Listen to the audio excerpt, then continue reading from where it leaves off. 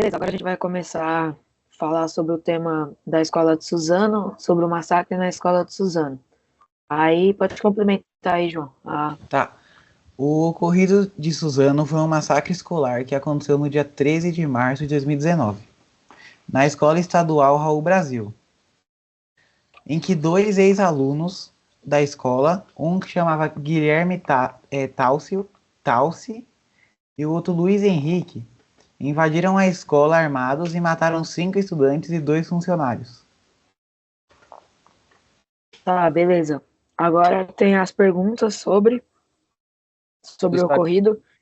A primeira pergunta é sobre o histórico familiar dos jovens. O primeiro que eu pesquisei aqui foi o Guilherme Talci. O Guilherme Talci Monteiro, nesse caso, né? Guilherme, o mais jovem dos atiradores, foi criado pelos avós maternos. Sua mãe é dependente química e seu pai também seria, de acordo com os vizinhos. A avó de Guilherme faleceu 2 meses antes do ocorrido, e que foi em dezembro do ano passado, que foi quando a notícia saiu. Drama de Suzano, apesar de dificuldades financeiras, a família, segundo os vizinhos, chegou a passar fome. Guilherme era um garoto tranquilo até a adolescência.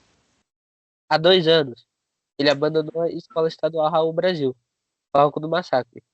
Depois de largar os estudos, os vizinhos dizem que ele ficou ainda mais retraído, passava o dia em casa e saía pouco.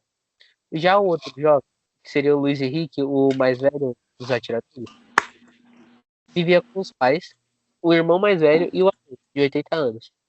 Vizinhos contaram ao repórter Bruno Tavares, do Jornal Nacional, que Luiz trabalhava com jardinagem com seu pai em uma empresa da Zona Leste de São Paulo. E é só isso que eu encontrei deles. Uhum. Beleza. O segundo é a vida escolar deles.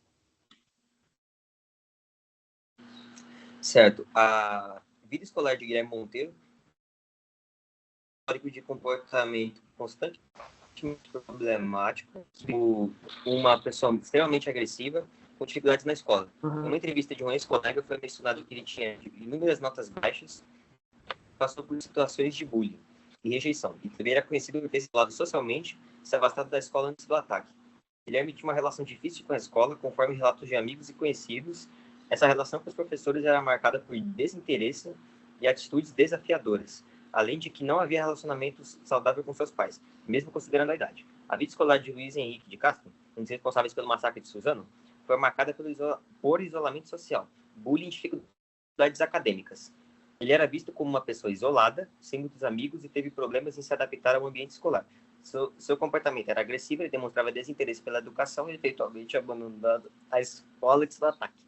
Esses fatores de exclusão, dificuldades emocionais, podem ter influenciado seu envolvimento no crime. Tá, beleza. A terceira pergunta é a minha, que é sobre o posicionamento da escola sobre o ocorrido.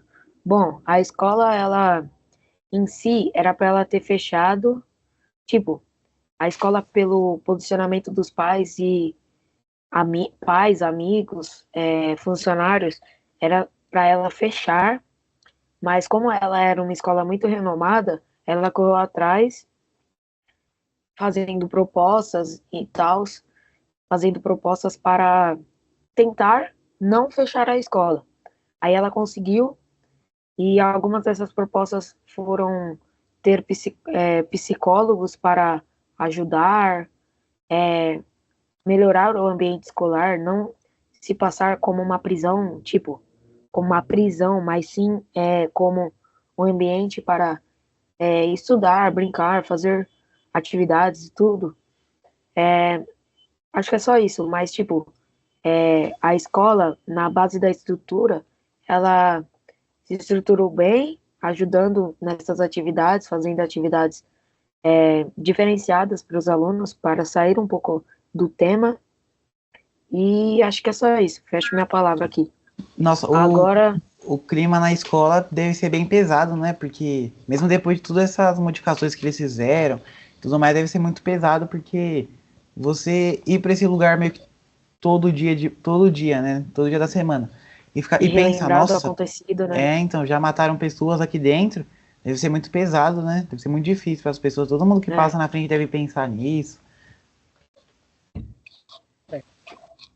Agora a quarta pergunta que é sobre, que é assim, ó, proponha medidas de intervenção para que a escola possa adotar uma medida de combate ao bullying.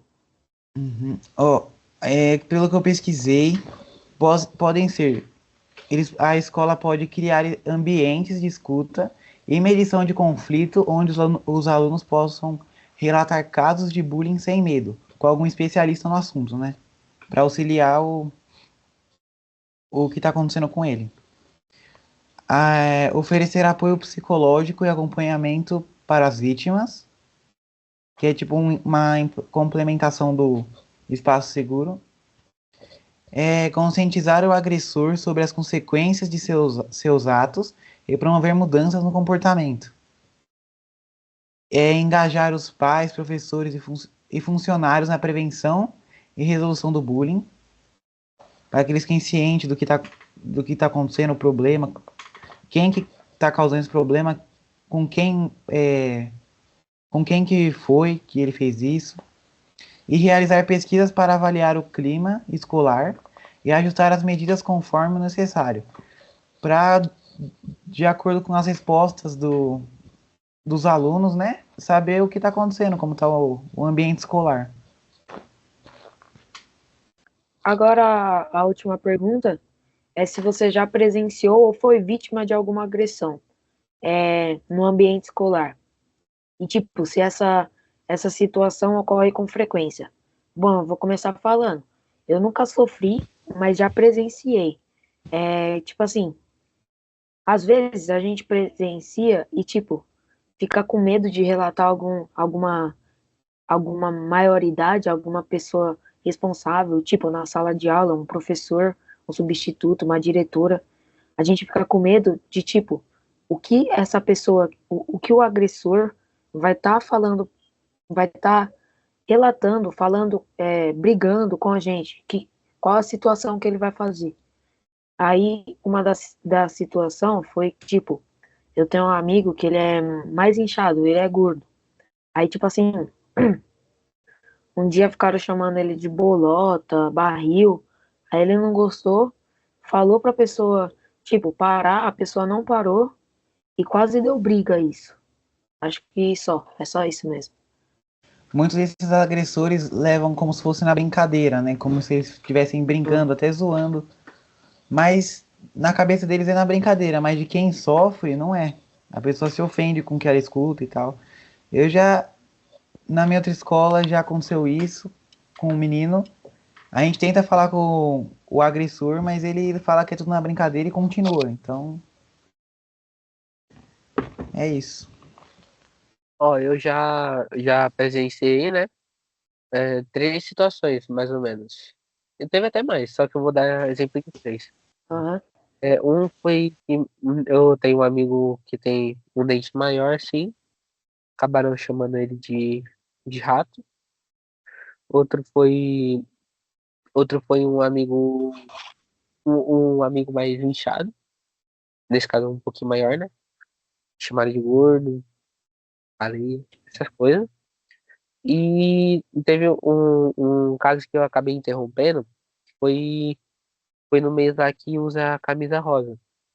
Que aí tava todo mundo rosa e tinha alguns que não estavam usando, né? Aí a criança tava indo se trocar lá no banheiro e o amigo dela foi lá zoar ela. Aí eu interferi na hora, né? E tipo, ô, sai daí, até eu tô usando camisa rosa. Aí o cara que tava zoando saiu. Aí eu e a criança acabou virando amigo até hoje. Tanto que eu também Essa parte, já sofri bullying, né? Por causa do meu dente. E é isso. essa parte que você falou da camiseta rosa pode estar influenciado na convivência da família com ele. Porque, tipo, ah, só usa coisa azul porque azul é de menino. Ah, só usa coisa rosa porque rosa é de menina. Tipo, os pais induzem as crianças a pensarem também. Só isso mesmo, para complementar. É. Uhum. E você, Léo? Já sofreu? Já conhece alguém que sofreu? Sofrer nunca sofri, porém já ouvi relatos de pessoas que sofreram com esses tipos de ofensas, né? Porque para elas soa como ofensas, quando não soa como brincadeira.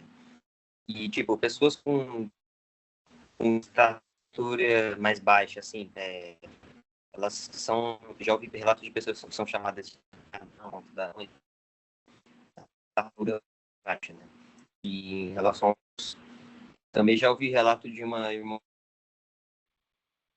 igreja que quando criança tinha um cabelo loiro, cacheado assim, chamavam de cabelo de vassoura. Mas fora isso, nunca não vi, me vem à mente agora. Esse negócio de bullying é bem comum na escola. Não era pra ser, mas é, né? Infelizmente. Então. Acho que é isso só, Então é né? isso, então. Ah, a gente esqueceu dos homens.